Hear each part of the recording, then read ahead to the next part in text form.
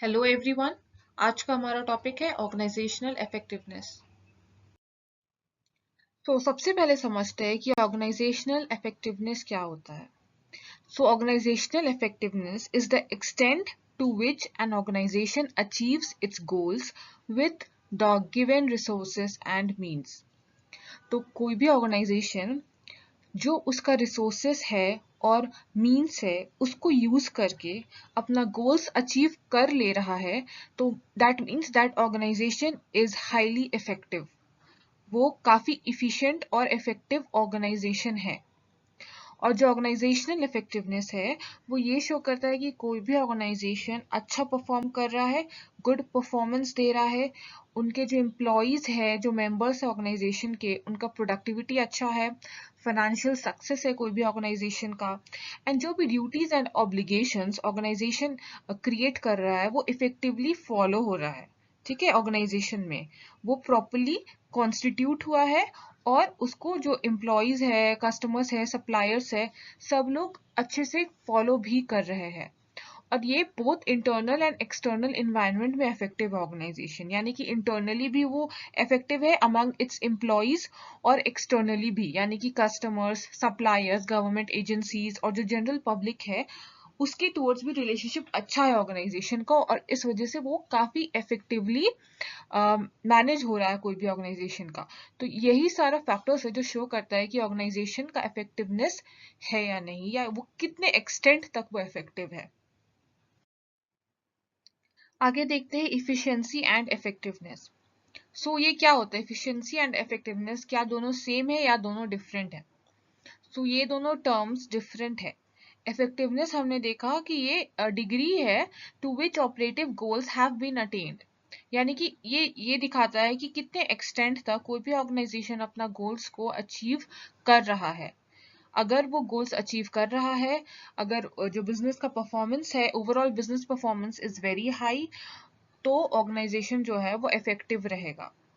On the other hand जो efficiency है वो आपका रिलेट करता है relationship between input and output, यानी कि making best possible use of resources. मतलब मिनिमम इनपुट में मैक्सिमम आउटपुट, मिनिमम कॉस्ट में मैक्सिमम आउटपुट।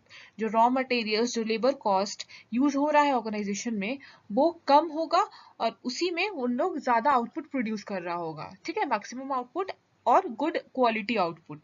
तो वो उसका मतलब होता है कि ऑर्गेनाइजेशन इज इफिशिएंट। तो ऐसा हो सकता है कि कोई भी ऑर्गेनाइजेशन वो इफिशिएंट है but it is not effective, यानी कि गुड्स वो प्रोड्यूस कर रहा है, मिनिमम कॉस्ट में मैक्सिमम आउटपुट प्रोड्यूस जरूर कर रहा है, वो इफिशिएंट है, लेकिन वो इफेक्टिव नहीं है। तो इफेक्टिव नहीं है यानी कि मार्केट में उसका जो प्रोडक्ट है वो नहीं चल रहा है, उसको उससे प्रॉफिट नहीं हो रहा है, उसका जो अल्टीमेट गोल है, ऑब्जेक्टिव है, वो नहीं अचीव कर पा रहा है कोई भी ऑर्गेनाइजेशन की। वो मार्केट को डोमिनेट करे, मार्केट में उसका अच्छा नाम रहे, सक्सेसफुल हो, वो सारा जो उसका डिजायर्स है वो फुलफिल नहीं हो पा रहा है, वो इफेक्टिव नहीं है। तो ये बेसिकली उस प्रोडक्ट्स के लिए होता है जो प्रोडक्ट्स आपका आउटडेटेड हो जाता है। पहले ठीक था लेकिन बाद में आउटडेटेड हो जाता है, क्योंकि मार्केट में कॉम्पिटिशन बढ़ जाता है और लोगों को अब दूसरा प्रोडक्ट पसंद आने लगता है जो बेटर वर्जन का हो। तो ऐसे केसेस में हो सकता है कि ऑर्गेनाइजेशन एफिशिएंट तो है but it is not effective.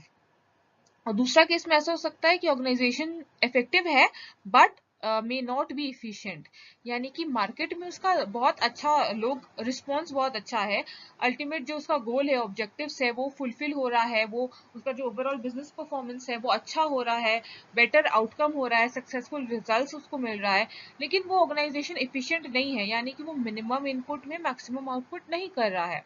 तो ऐसा भी होता है। तो जो अल्टीमेट ऑर्गेनाइजेशन का जो गोल रहता है, एक आइडल ऑर्गेनाइजेशन, कोई भी मैनेजर चाहेगा कि उसका ऑर्गेनाइजेशन हो, वो ये चाहेगा कि जो ऑर्गेनाइजेशन है वो दोनों ही रहे, इफिशिएंट भी रहे और इफेक्टिव भी रहे। अगर पहला जो दो कंडीशन है वो होगा, अगर वो इफिशिएंट रहा बट इफेक्टिव नहीं रहा, और इफेक्टिव रहा पर इफिशिएंट नहीं रहा, तो उस केस में ऑर्गेनाइजेशन ज्यादा दिन तक नहीं चलेगा। लॉन्ग टर्म के लिए वो अच्छा नहीं है, लॉन्ग टर्म में वो सरवाइव नहीं कर पाएगा मार्केट में।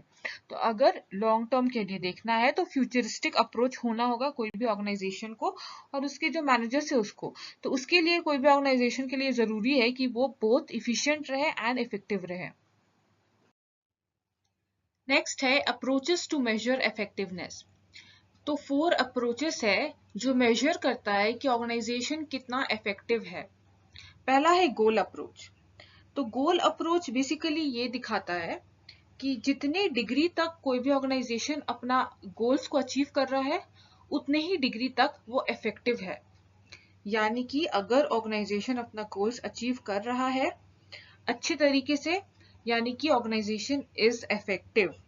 तो ये जो गोल अप्रोच है वो डिफाइन करता है इफेक्टिवनेस को as profit maximisation, providing an efficient service, यानी कि जो भी एम्प्लॉइज है उसको इफिशिएंट सर्विस प्रोवाइड कर रहा है या नहीं, हाई प्रोडक्टिविटी हो रहा है या नहीं ऑर्गेनाइजेशन में, और गुड एम्प्लॉय मोरल मेंटेन्ड है या नहीं ऑर्गेनाइजेशन में। अगर ये है, ये सारा गोल्स जो अचीव कर रहा है organisation, that means it is effective. ये मेजरमेंट, गोल अप्रोच मेजरमेंट ये बताता है, ये मेजर ये बताता है कि ऑर्गेनाइजेशन इज इफेक्टिव अगर ये सारा मेजर्स है अप टू द मार्क। और अगर नहीं है that means organisation is not effective, it is ineffective. Next है बिहेवियरल अप्रोच। तो ऑर्गेनाइजेशन में जो इंडिविजुअल गोल्स है एंड ऑर्गेनाइजेशनल गोल्स है उसको इंटीग्रेट करके रखना चाहिए। यानी कि दोनों गोल्स साइमल्टेनियसली ही वर्क करना चाहिए। ऐसा ना हो कि इंडिविजुअल्स अपना गोल्स पे फोकस कर रहा है और उसके वजह से ऑर्गेनाइजेशनल गोल्स फोकस नहीं हो पा रहा है। तो जो भी मैनेजर्स ऑर्गेनाइजेशन को, उसको इस तरीके का मैकेनिज्म डिराइव करना चाहिए कि दोनों गोल्स अलाइन हो। अगर इंडिविजुअल्स अपना गोल को अटेन करने का कोशिश कर रहा है तो साथ ही साथ वो ऑर्गेनाइजेशन का गोल्स ही फोकस कर रहा है। ठीक है, ये दोनों इंटीग्रेटेड हो, इंटीग्रेशन होना चाहिए ये दोनों गोल्स में, वही कहलाता है बिहेवियरल अप्रोच। तो कोई भी ऑर्गेनाइजेशन में अगर individual and organisational goals are integrated, integration है दोनों गोल्स में, then the organisation is effective. Third है सिस्टम रिसोर्स अप्रोच। तो ये जो सिस्टम रिसोर्स अप्रोच है ये बेस्ड है upon the open system model. ठीक है, यानी कि जो ऑर्गेनाइजेशन है उसको कहा जाता है वो एक सोशल सिस्टम है जो कि पार्ट है इन्वायरमेंट सिस्टम का।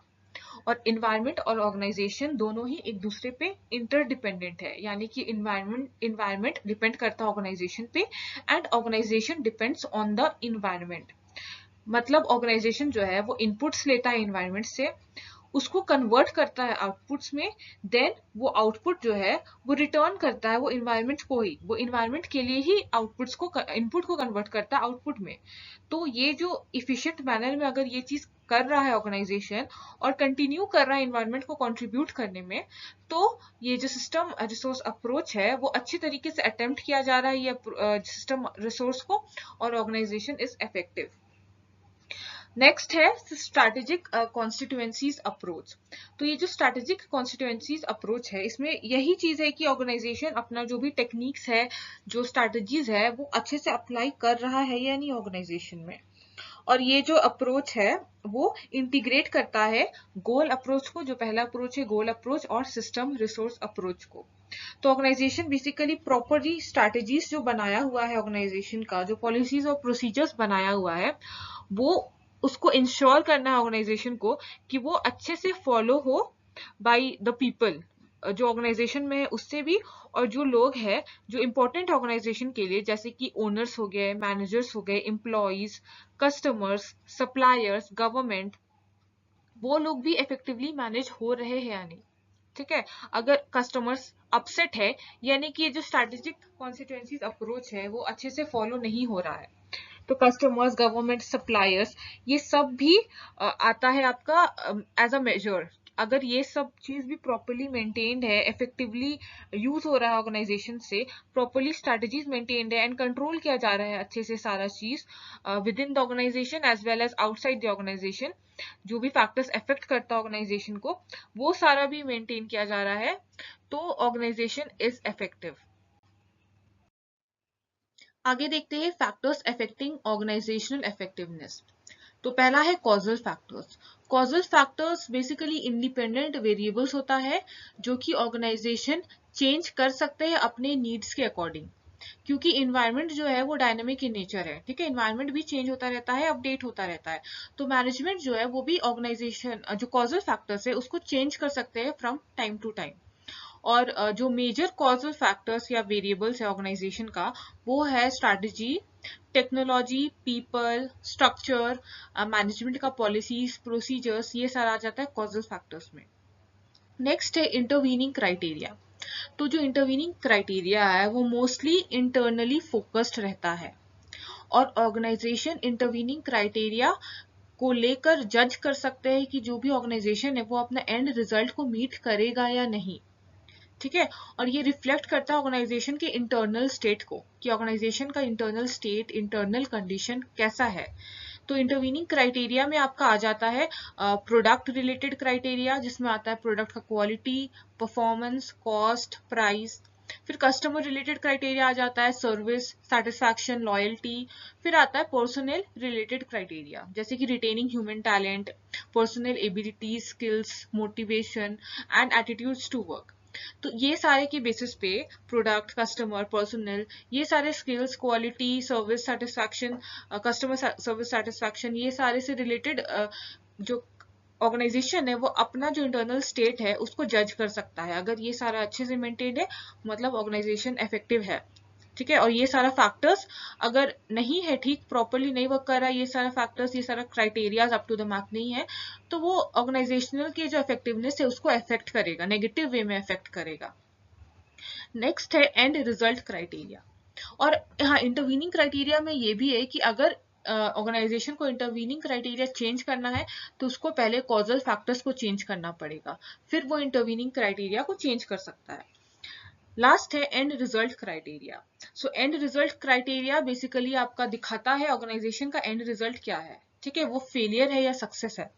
ऑर्गेनाइजेशंस के जो शेयर होल्डर्स होते हैं, जो कस्टमर्स होते हैं, जो सप्लायर्स है, जो फाइनेंशियर्स है, और जो सोसाइटी है ऑर्गेनाइजेशन का एट लार्ज, वो इंटरेस्टेड रहता है ये जानने में कि ऑर्गेनाइजेशन का एंड रिजल्ट क्या है, इंटरनली ऑर्गेनाइजेशन अच्छे से फंक्शन कर रहा है या नहीं, टू अचीव इट्स इफेक्टिवनेस।